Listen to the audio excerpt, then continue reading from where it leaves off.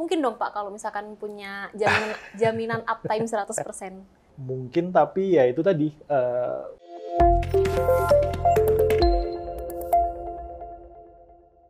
Halo warga RW, selamat datang di podcast pertama Rumah Web. Akhirnya nih, setelah sekian lama Rumah Web share video-video tutorial pakai background green screen, kita ganti suasana dikit nih. Sekarang kita sedang tag di Nomadic Coworking Space. Nah, di podcast Rumah Web ini kami akan membahas topik-topik yang sedang hangat di dunia website, cloud, teknologi, dan marketing. Gimana warga RW penasaran atau suka dengan format baru ini? Jangan lupa tinggalin like dan komentar ya. Nah, sebelumnya kenalin dulu, ada saya Sony sebagai host perdana di podcast Rumah Web ini. Terus ada juga nih yang udah duduk manis di sebelah aku, Chief Technology Officer andalannya Rumah Web, ada Pak Agung. Halo Pak. Halo. Nah, kenalan dulu dong Pak. Nama saya Agung, di Rumah Web saya bekerja sebagai CTO. Apa lagi? Udah berapa lama Pak di Rumah Web? Di Rumah Web saya dari 2010 sebenarnya. Karena saya dulu pernah di Rumah Web, terus resign, terus masuk lagi, ya dihitungnya dari 2010 itu sampai sekarang gitu. Lama juga ya Pak? Itu iya. 2010 itu saya masih SD SMP loh. Oh iya? Iya. SD SMP? Jedanya sangat jauh. Nah, terus boleh diceritain dikit nggak sih Pak, sebenarnya CTO itu kerjanya ngapain dan tanggung jawabnya apa aja? CTO itu sebenarnya kalau di Rumah Web ya, atau mungkin di perusahaan lain juga sama gitu. Pekerjaannya itu mengambil keputusan, melakukan perencanaan yang harus inline dengan semua keputusan bisnisnya di Rumah Web, di perusahaan gitu. Kalau di Rumah Web, saya itu bertanggung jawab atas hardware-nya di belakang, teknologi yang dipakai apa di hardware-nya, terus network-nya bagaimana, sama R&D-nya juga, apakah apa yang mau kita pakai ke depan dan segala macam. Dan lagi saya juga punya tanggung jawab ke depannya gitu, yang menghadap ke end user gitu. Misal technical support-nya bagaimana harusnya meresponnya dan lain-lain gitu. Jadi di Rumah Web CTO itu ada di depan sama di belakang tanggung jawabnya sebenarnya. Oh gitu. Nah Pak, di episode kali ini nih, aku mau mewakili warga RW, mau tanya-tanya seputar layanan barunya Rumah Web nih yang baru rilis, VPS Rumah Web. Mungkin dari yang paling dasar dulu, sebenarnya VPS itu apa sih Pak? VPS itu VPS itu sebenarnya kalau dibahasakan cuma sebagai virtual machine gitu ya, atau mesin-mesin virtual gitu. Kalau mau digambarkan secara teknisnya komputer itu, jadi satu box server itu kita bagi-bagi menjadi virtual mesin di dalamnya gitu. Aksesnya juga sama, admin punya akses ke disk dan segala macam. Jadi misal nih Sony punya komputer atau laptop gitu ya. Laptop itu mungkin RAM-nya sekarang berapa sih? 8 GB gitu ya. 8 GB RAM mungkin. Disknya 120 GB misalnya ya. Terus prosesornya punya beberapa core gitu, anggaplah 10 core atau 12 core itu. Di komputer itu Sony bisa bikin satu virtual machine atau beberapa virtual machine yang berdasarkan resource yang itu tadi. Jadi misal satu virtual machine dikasih 1 GB RAM, terus disknya 2 GB ya begitu, konsepnya sebenarnya begitu. Dan itu kita bawa ke dedicated server, ke data center gitu ya. Konsep yang sama kita bawa ke data center, jadilah VPS gitu sebenarnya. Oh, berarti beda ya Pak dengan shared hosting, dia resource-nya lebih terjamin gitu? Ya, resource-nya akan lebih terjamin ketimbang shared hosting sebenarnya. Ya. Terus kapan sih Pak kira-kira pelanggan itu harus pakai VPS daripada shared hosting? Atau sebenarnya itu terserah dari pelanggan sendiri? Sebenarnya keputusan menggunakan VPS itu ada di pelanggan ya. Pelanggan harus pakai VPS itu ketika sudah merasa traffic-nya gede. Traffic-nya tinggi, terus penggunaan resource-nya sudah mulai besar gitu ya, ketimbang layanan share hosting, atau mungkin ketika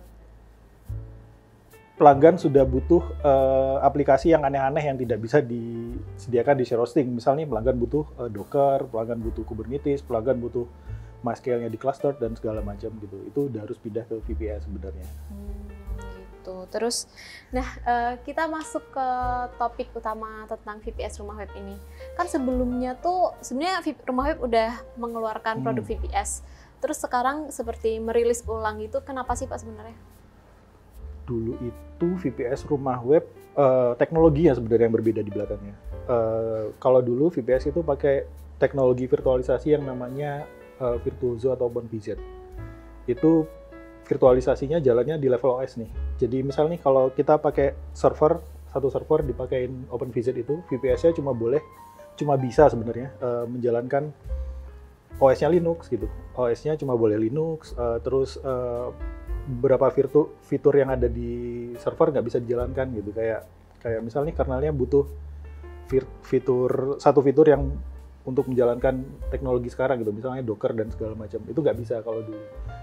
Padahal kita udah ngelihat kebutuhan penggunaan DevOps, aplikasi DevOps kayak Docker, terus kita juga ngelihat pelanggan mulai butuh resource yang besar yang ada kemungkinan untuk dilakukan scaling gitu ya. Itu nggak bisa dipakein ke OpenVZ itu, gitu. Makanya kita beralih ke teknologi virtualisasi yang di belakangnya pakai KVM. KVM ini lebih bisa diterima sebenarnya untuk aplikasi masa kini lah, aplikasi yang lebih up to date, supaya pelanggan bisa nyobain juga gitu. Misalnya kalau mau install WordPress gitu misalnya, WordPress-nya ada di Docker, pelanggan tinggal download Docker-nya terus dijalankan tanpa harus install semua komponen yang di dalamnya gitu. Berarti kalau disimpulin dari jawaban Pak Agung tadi, emang produk ini tuh dilahirkan dari tuntutan pasar ya Pak? Iya. Terus aku mau tahu nih, apa sih yang mendasari kenapa ada banyak fitur baru yang ditawarkan di produk VPS yang baru ini? Kita sebenarnya menawarkan VPS ini dengan gimana caranya VPS itu bisa reliable gitu. Jadi kalau pelanggan mau bikin konsep HA di belakangnya VPS gitu ya, high availability, itu bisa gitu sebenarnya. Cuma wah ini kalau dijelasin agak panjang ini gimana? Gak apa-apa sih Pak, sebenarnya ini salah satu hal baru yang jujur aku juga penasaran gitu. Bisa dijelasin nggak sih Pak, apa itu HA, terus gimana caranya VPS rumah web bisa mendukung hal itu? HA itu singkatan dari high availability tadi ya. Itu sebenarnya konsep atau desain gimana sebuah sistem itu bisa tetap nyala, tetap up, tetap beroperasi gitu, walaupun ada komponen dari satu sistem itu yang fail atau down gitu. Misalnya misalnya Sony punya website gitu ya. Website itu cuma ada satu di satu server gitu. Satu server ini ketika ini down, nggak bisa diakses gitu. Apa yang terjadi? Ya nggak bisa ngapa-ngapain juga, pengaksesnya nggak bisa datang dan segala macam. Konsep HA itu selalu memikirkan gimana caranya menghapus single point of failure. Jadi nggak boleh tuh ada satu titik yang bisa menyebabkan semua sistem down gitu ya. Kan tadi website itu cuma satu nih. Biasanya orang-orang akan buat dua website, dua server dengan isi yang sama, konfigurasi yang sama, websitenya sama gitu. Dan ini dialihkan ke ini misalnya yang A ini rame gitu, ini jadi lambat banget, trafficnya akan dialihkan ke B gitu. Begitu seterusnya gitu ya. Nah buat ngurusin ini, itu kan kita butuh konsepnya gitu, butuh desainnya. Ini gimana sih caranya kita bisa membuat websitenya tetap jalan walaupun trafficnya banyak, walaupun servernya satu down gitu misalnya. Nah itu konsep HA itu cara mikirnya begitu gitu. Di rumah web, di VPS baru ini kita punya backend network yang memungkinkan itu gitu.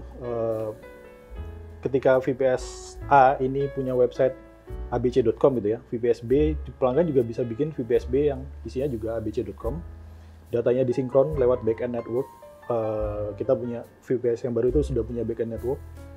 Terus bisa juga pelanggan naruh load balancer satu di atasnya buat meneruskan traffic. Jadi ketika pengunjung akses ke load balancer dipindahin ke server A atau server B gini, tergantung gimana pelanggan VPS melakukan desainnya gitu, membuat desainnya gitu.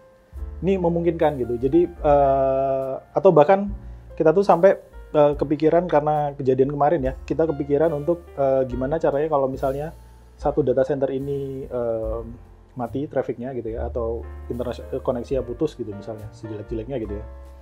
Gimana caranya kita bisa menggunakan koneksi yang ke B gitu, ke data center B. Jadi hal-hal yang begini yang kita pikirkan sebenarnya. Pelanggan VPS yang baru bisa memilih apakah dia mau sampai mana gitu, sampai mana konsep desain HA-nya yang akan mereka gunakan gitu sebenarnya. Terus nyinggung lagi soal data center tadi ya Pak. Sebenarnya yang ditawarkan rumah web itu jarak antara lokasi data center DCI dan Techno Village itu deketan nggak sih Pak? Karena kan kalau misalkan deketan ya sama aja dong. Sama aja kayak gimana maksudnya? Kayak kayak yang kemarin ya.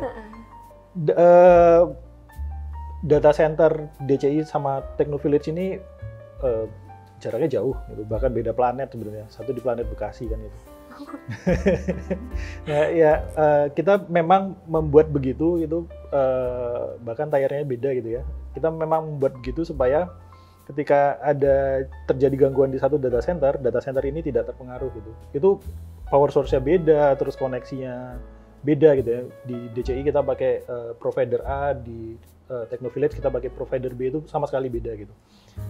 Tapi dua data center ini sama sekali tidak terhubung secara fisik. Jadi kalau misalnya ada apa-apa di data center yang satu, data center yang lain tetap akan bisa beroperasi gitu sebenarnya. Kita kemarin memikirkan sampai segitunya untuk layanan VPS ini, termasuk infrastrukturnya rumah web di belakang. Gitu. Jadi kalau boleh saya simpulkan, sebenarnya uptime di layanan VPS rumah web yang baru ini bakal lebih tinggi dong. Mungkin dong Pak kalau misalkan punya jaminan uptime 100%. Kalau cuma di satu lokasi sih ya mungkin, tapi ya itu tadi yang penting itu desainnya sebenarnya. Gimana caranya pelanggan itu bisa mendesain sendiri, karena kan kalau di VPS yang baru ini pelanggan justru dibebaskan untuk melakukan apapun gitu ya di VPS-nya, termasuk mendesain itu tadi. Tapi kalau cuma punya satu VPS di satu data center ya mungkin, cuma kan VPS-nya kan kalau misalnya resource-nya kecil bisa down juga gitu kalau trafficnya besar gitu ya, jadi lemot, jadi nggak bisa diakses gitu. Yang perlu dipikirkan soal ya itu tadi, desain HA-nya, sistemnya bagaimana dari sisi pelanggan gitu, dan itu dimungkinkan sebenarnya. Oh gitu ya Pak. Terus habis itu aku baca-baca lagi nih di websitenya VPS yang baru ini tuh banyak fitur baru termasuk IPv6 dan anti DDoS. Itu bisa dijelasin dikit nggak sih Pak? IPv6 ini sebenarnya mirip dengan IP address biasa, IP versi 4 yang kalau Sony tahu itu yang ada 192, 168. Kalau di komputer kampus biasanya tuh 92, 168, 1 berapa gitu ya. Itu IP versi 4 kalau secara umumnya. Tapi kalau IP versi 6 itu IPv6. Itu modelnya hexadecimal dan itu panjang, itu 128 bit. Itu ya dari 0 sampai F. Jadi 0, 1, B, F, titik 2 dan segala macam, itu panjang pengalamannya. Cuma yang terlihat di depan ya IP address biasa, IP versi 4 itu nggak ada bedanya fungsinya dengan IP versi 6 gitu. Fungsinya ya menunjukkan gimana caranya mengakses ke server itu gitu. Alamat server itu ada di mana sih? Bedanya cuma versinya aja. Cuma kalau untuk di backend di belakang itu yang nggak kelihatan, versi 6 ini agak lebih secure ya, karena dari desainnya dia udah punya IPsec dan segala macam itu, yang kalau diakses dari IP versi 6 ya itu sudah defaultnya begitu gitu, udah ada security-nya gitu. Terus tadi nanya soal anti DDoS ya. Anti DDoS ini kan wow. Kalau misalnya kita anggap website atau VPS itu ember gitu. Ember gitu ya buat nampung air. Terus selang itu buat network jaringan gitu. DDoS itu traffic itu air gitu ya. Air masuk ke selang terus masuk ke ember gitu kan ya. Normalnya traffic itu begitu. Tapi gimana tiba-tiba kalau airnya tiba-tiba jadi banyak, keruh dan kotor gitu. Ember ini kan jadi nggak bisa nampung, nggak bisa memproses dan segala macam. Konsep itu tadi sebenarnya konsep traffic, gimana caranya traffic itu masuk ke VPS. Nah, air yang kotor tadi itu dan banyak itu DDoS-nya gitu. Jadi DDoS itu sebenarnya traffic yang banyak yang masuk ke VPS tapi ya kotor, ya belum tentu traffic beneran gitu. Tujuannya ya memang buat biar embernya nggak bisa nampung, biar VPS-nya nggak bisa bekerja. Nah itu konsepnya DDoS itu begitu. Anti DDoS yang ada di rumah web itu sebenarnya kita melakukan penyaringan sebenarnya. Gimana caranya yang masuk ke ember itu nggak kotor gitu, nggak banyak dan nggak kotor. Banyak nggak apa-apa, tapi dia bersih gitu. Artinya supaya VPS pelanggan bisa tetap beroperasi gitu. Anti DDoS itu bekerja dengan cara menyaring traffic yang dianggap kotor supaya nggak masuk ke selangnya, supaya nggak masuk ke network kita.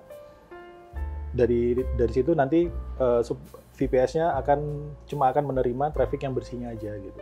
Anti DDoS itu bekerja begitu. Oh iya. Intinya sih supaya VPS pelanggan tetap bisa diakses walaupun trafficnya banyak. Oh iya.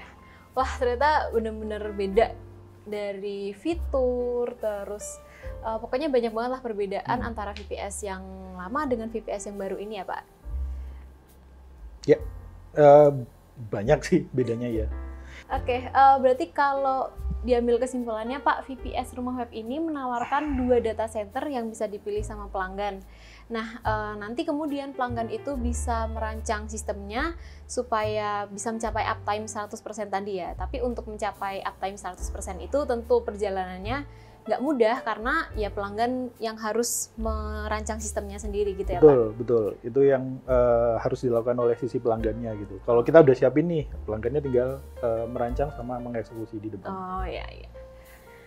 Nah, gimana warga RW udah semakin paham kan soal VPS baru Rumah Web ini dan berbagai keunggulannya? Nah, segitu dulu ya podcast Rumah Web kali ini. Pak Agung, terima kasih banyak atas waktu dan penjelasannya. Sama-sama.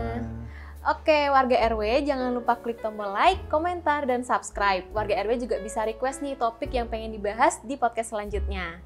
Terakhir, jangan lupa follow akun media sosial Rumah Web yang lainnya supaya nggak ketinggalan informasi terbaru seputar promo dan layanan Rumah Web. Nah, tetap semangat dan jaga kesehatan ya warga RW. Sampai jumpa di video selanjutnya. Dadah!